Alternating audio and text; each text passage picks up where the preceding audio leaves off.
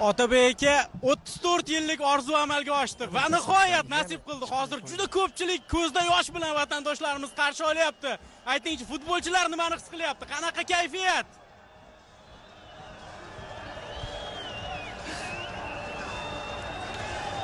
Bismillah.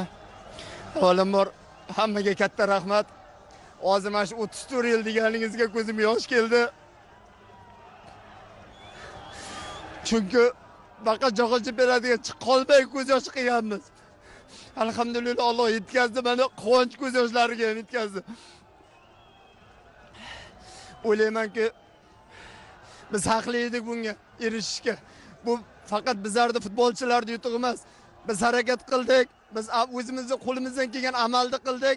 Alloh bizga shuni nasib qildi. Bu butun o'zbek futbol muxlislarining bayrami. Mana shunday ulug' kunda bizni duo qilib, qo'llab-quvvatlab, bizga uzoqdan bo'lsa ham, mana shu hajlarda uzoqda bo'lsa ham davlatimiz rahbari, o'zimiz ahli ilmlar hammasi duo qilishdi.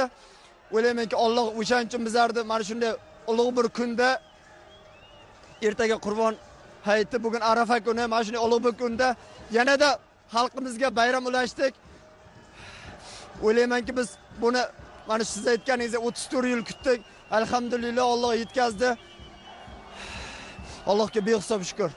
Otabek aka, men nafaqat o'zimning nomimdan, butun xalqimizning nomidan barcha futbolchilarga minnatdorchilik bildiraman. Rahmat, vatanparvarlik uchun, mana shunday o'yin uchun, mundial yo'llanmasi uchun rahmat.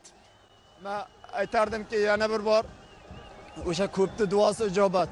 Bizga oldin har doim bir qadam yetmasdi. Mana shu ko'p kishi xohlab, ko'p kishi qo'llab-quvvatlab, mana shu butun xalq qo'llab-quvvatlagani uchun mana bizlar bitta o'yin oldi, o'z vazifamizni bajardik. Allohga behisob shukr. Yana bir bor butun o'zbek xalqini, butun bizga xizmat qilgan hammani chin qalbimdan tabriklayman. Rahmat katta aka.